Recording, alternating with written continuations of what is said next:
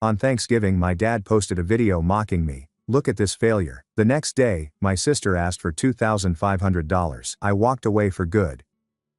And I was preparing the table for Thanksgiving like I always do. Plates, glasses, and silverware. That is how it begins every year. Everyone else lounged around like hotel guests, while I walked around the kitchen like a service member. It had gotten so commonplace that hardly one thanked me anymore. I performed the job, and they took it for granted. And this time, I told myself to be quiet and get through supper. My sister sat on the couch, pretending to giggle at something on her phone, while my brother yelled at the television since his team was losing. My father opened another beer before lunchtime. My mother was the only one who helped, silently slipping the bird into the oven. That was the last Thanksgiving I'd ever spend at that house. I simply didn't realize it yet. I didn't notice my father clutching his phone. He must have been recording me from the dining room as I was arranging the centerpieces. I wasn't doing anything remarkable. I was simply setting up the dishes evenly as I usually did, lest someone else take credit for how things appeared. I didn't notice the video till supper was already served. I was sitting across from my cousin Emily when she leaned in and asked, "Have you seen Facebook?" My phone vibrated. There was a notification. My father had shared a 14-second film of me folding napkins and setting forks. The caption stated, "Look at this failure. She was always a servant." My brother had already said, "Amo.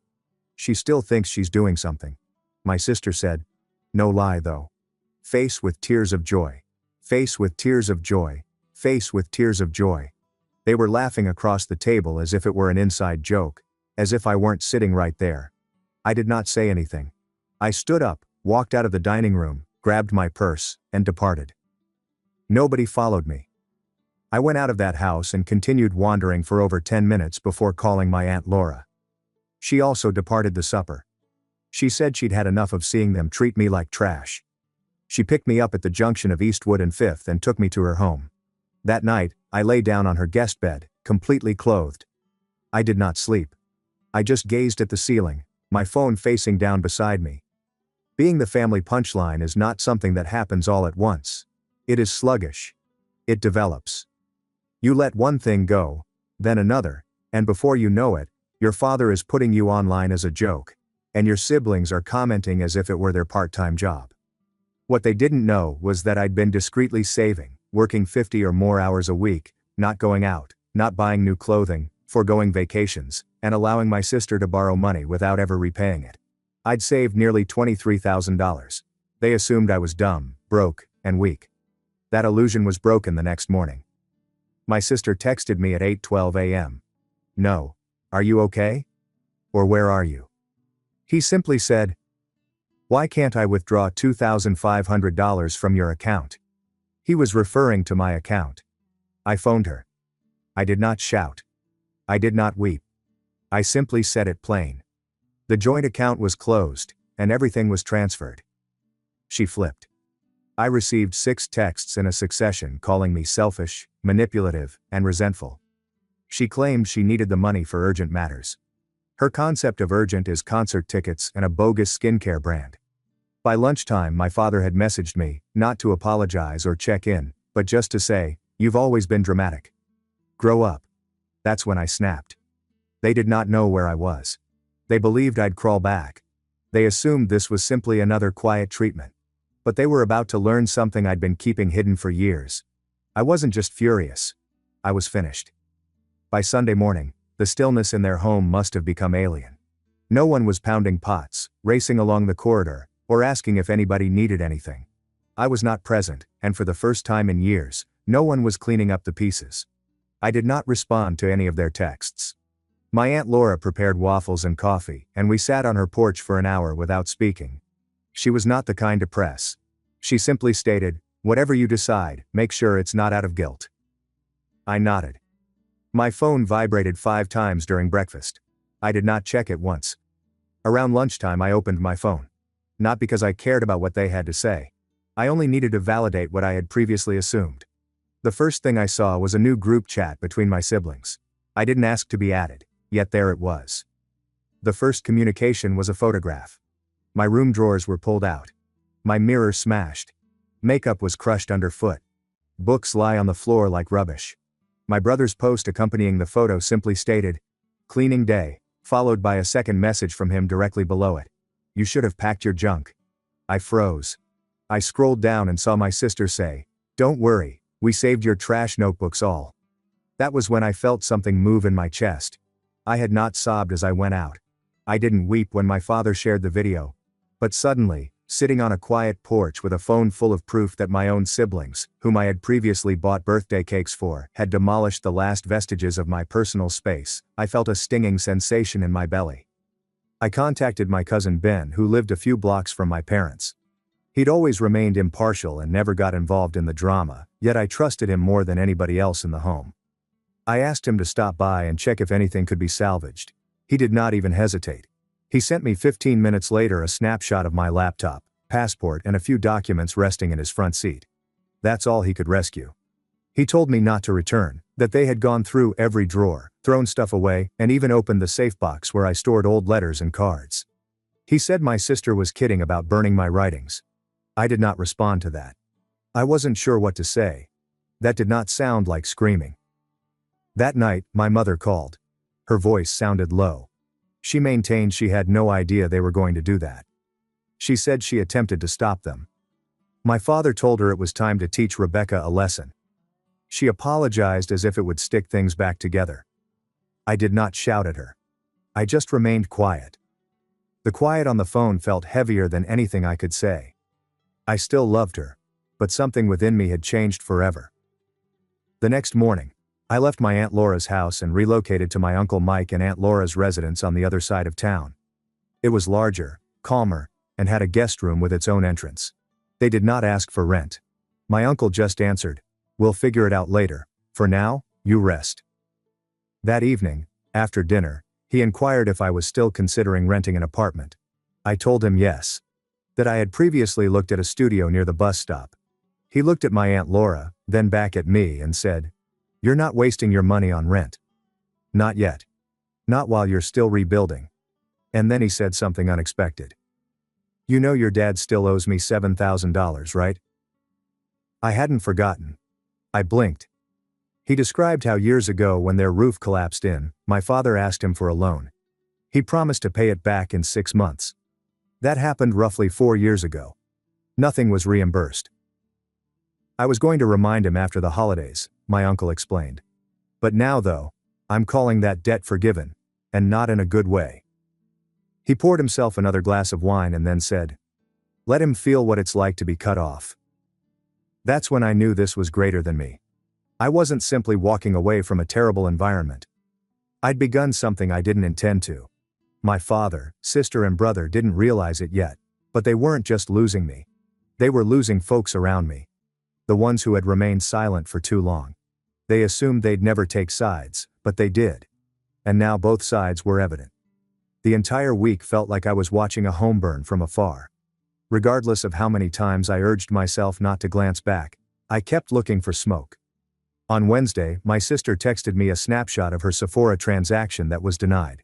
$210.50. Declined. She captioned it, "You're really this bitter." 5 minutes later, she added, "I needed that serum. You're seriously sick." The joint account was deactivated. I had given her too much for too long. When we originally opened it, I told myself it was only for emergencies. But her definition of an emergency was always something extravagant and ludicrous. She couldn't afford clothing, subscriptions, or dinner dates. She never offered to pay it back. When I started interrogating her, she became defensive. That's when I understood she wasn't confused. She was entitled. That afternoon, I decided to block her. By Thursday, my brother had joined in. He made a joke on his Instagram story, using a screenshot of my Facebook page and overlay writing, "Imagine ruining Thanksgiving over a napkin." He then contacted me immediately. "You made this a big deal. We didn't even say anything that bad. Grow thicker skin. Following that, come back and talk like a normal person. Regular person." This was coming from the same brother who once convinced me to pay his car insurance for 3 months while he spent weekends drinking and purchasing new speakers. The same brother who previously labeled me uninteresting because I refused to go into debt for pleasure. I didn't respond. I simply signed out of everything. But my cousin Ben, who had saved my paperwork, texted me later that night with an update. He stated my father had asked him if I intended to sue. That is the term he used. Not come home, not talk to us, not ask how she was doing, just sue. Mark said my father was concerned because he'd read that trashing someone's personal stuff, even within their own house, might result in legal ramifications, especially if any of it was precious or irreplaceable. I laughed. It was the first time I had laughed in days. No, I was not suing them. Not yet. Probably not ever. But the idea that he was concerned about me taking action was new. That was different. And then the most unexpected thing occurred. Friday morning, I received an email. Not from my father, my siblings, or my father's boss. I looked at it for a whole minute before opening it. It was courteous and brief, simply saying he was reaching out because he had seen the Facebook video that my father had uploaded and then erased, but it had already been spread. He did not say anything nasty. He just stated, wanted to check in and ask if you're okay. It turns out that someone in his workplace saw the video before it was removed and quietly distributed it around. My father works in a mid-sized contracting business with largely males. It's not the kind of environment where gossip spreads quickly, but this did, and someone felt it was worth escalating. I never responded to the email, but knowing that he had publicly disgraced himself, I suspected that the film intended to humiliate me. Would cost him something. It was an unusual type of tranquility. I didn't need vengeance. I did not need to fight him. He was doing an excellent job of killing himself. That weekend, I stayed indoors. My Aunt Laura and Uncle Mike gave me their whole attention, only coming in to see if I wanted to join supper. I did it once. We ate spaghetti and discussed nothing. It was pleasant and uncomplicated, but deep down, I was changing. I wasn't waiting for an apology anymore. I was done pretending that my family would ever perceive me differently. I now had one job. Move onward. The weekend passed almost too calmly. I started looking for part-time weekend jobs mainly to keep my mind occupied. I wasn't ready to rent my own house yet. My uncle suggested I stay until I found something secure, but I needed to have control over something, anything. Monday morning my cousin Ben texted again. He'd returned to my parents' house to return a tool he'd borrowed months before. When he walked in, something unusual occurred. He stated, my dad was sitting at the kitchen table writing letters like actual pen and paper letters. Ben claimed there were at least 3 already placed in a mound, all sealed. When Ben inquired what they were, my father said, just tying up some loose ends. Ben didn't think much of it until he departed and saw an envelope beneath his windshield wiper with my name on it. He delivered it directly to me. The envelope was too thick to hold just one letter. I glanced at it for quite some time before opening it. Inside there were 4 folded sheets of paper and 2 authentic photographs. One is of me as a baby in the hospital with my mother holding me, and the other is from a camping trip when I was 11. My father had his arm around me in the picture. We're both smiling at something off camera. I unfolded the pages. The first page was not an apology. It was a breakdown. Bullet points. Literally. You were never easy to understand. You always acted like you were better than the rest of us. I'm not saying we were right, but you made it easy to ignore you. This followed. Your sister has problems. We all know it. She uses people. She used you. You let her. The tone changed on the second page. Things became stranger. He began talking about things that did not make sense. He referenced a debt that he took out in my name 5 years ago. He said he used my ass and promised to pay it off before I noticed. They said it was too tiny to matter. He had no option at the moment. That's when I quit reading. I dashed to my uncle's office with the letter.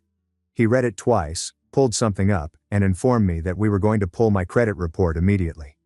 When it loaded, I was unable to talk. I simply gazed at the screen. There were 2 credit cards that I did not recognize. Both opened in my name. One held a $2,800 balance. The other was closed, but it still showed a missing payment from 3 years ago. He had truly done it. He had exploited my name to acquire money behind my back. He stole my identity and didn't tell me. I did not weep. I did not yell. I just sat there holding the hospital photos. My uncle rose up and left the room. 10 minutes later I overheard him chatting on the phone. Let's get serious. When he returned he said, we're reporting it today. You're not letting this slide. I couldn't believe it. My own father had committed fraud, and not just emotional manipulation, but genuine money crimes. Hence me. and he had the audacity to send a letter as if it were some twisted confession. I spent the remainder of the day on the phone contacting credit bureaus, deleting accounts, freezing reports, and putting up fraud alerts. It seemed like I was clearing up a disaster I hadn't even realized existed. But this is when things got even weirder. That night, after supper, my mother called. I didn't respond. Then she wrote, "There's something in your room you need to see." I didn't let them touch it. I dismissed it at first. I didn't trust anything in that house, yet curiosity set in. I texted Ben again and asked if he could check. He returned the next morning and discovered a shoebox under my old bed, with my name scribbled in black marker. Inside were receipts, broken up greeting cards and messages, and items I'd written when I was younger, including a letter I sent to myself when I turned 18. A meaningless letter full of hope and plans. But behind all of that was something I never expected. A bank. My mother created an account in my name when I was 14. She put in modest sums, $50 here, $20 there, and had saved almost $3,500 in that account by the time I was 21. But I'd never seen the money. I had no idea the account existed. She didn't tell me since my father emptied it 2 weeks after I turned 21. He assumed I knew. He assumed I had squandered it. I had not. Everything was coming into focus. He didn't simply disrespect me. He took from me. He buried my future with humor, power, and falsehoods. And what about my brother and sister? They just stood about and laughed, never questioning how I could work 2 jobs and live like I had nothing. That night, I made a decision. They weren't just poisonous. They were hazardous. On Tuesday morning I had everything I needed. Proof of the credit cards in my name, the depleted bank account, and the letter my father wrote as if it were a journal entry no one would ever read. My uncle helped me scan everything. We created a folder called Fraud and Theft, and forwarded it to the lawyer his coworker advised. I sat across from the attorney and let her go through it. She was calm and professional. After 10 minutes she glanced up and said, "He's committed multiple federal crimes. If you want to press charges, we can start right now." I didn't respond. I just nodded. Not because I was prepared to take my father to court. I wasn't sure I'd ever be, but I wanted him to know I was capable, that I wasn't afraid anymore. The strange thing is, I wasn't even irritated by then. Not in a shouting, red-hot way. It was quieter and cooler. The type of rage that just observes. The sort that waits. That afternoon, something happened that turned everything upside down again. My mother showed up. She did not call first. She arrived in an old vehicle that I didn't recognize, and sat in the driveway until I walked out. My uncle offered to join me, but I ordered him to stay. I needed to see what she had to say in person. He gave me a shopping bag. Inside were a slew of strange items. An old USB, a few childhood images, a stack of school diplomas, and, in the bottom, something heavy. My high school notebook, which I assumed had been discarded. She had saved it. I grabbed what I could, she explained. He intended to burn it. I questioned why she was even there. He did not hesitate. "I'm leaving him." I looked at her, trying to decide whether I believed her. She did not wait for me to speak. She said she had previously consulted with a lawyer. She had been planning it for months. She just hadn't told anyone. And then, without blinking, she said something more. Apparently, for years, my father had been borrowing money from relatives in my name, claiming I was unwell, needed tuition assistance, or was experiencing a private issue.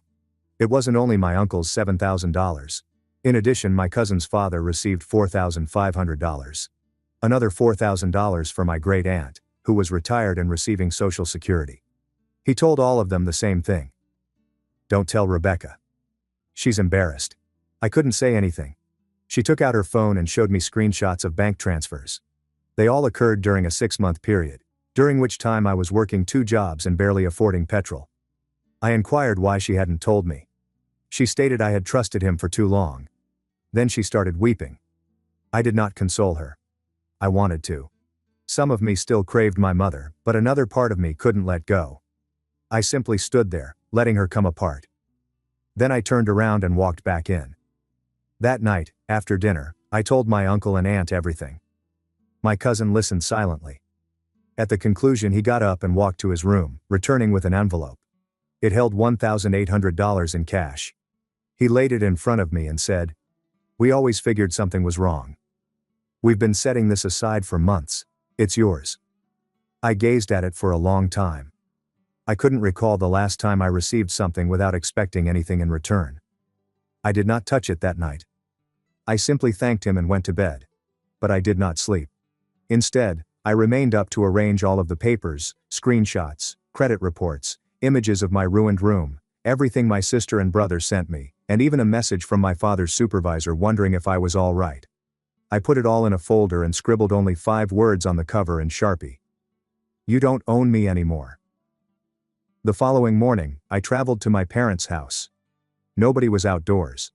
I stepped up to the porch, threw the folder into the mailbox, and then left without knocking.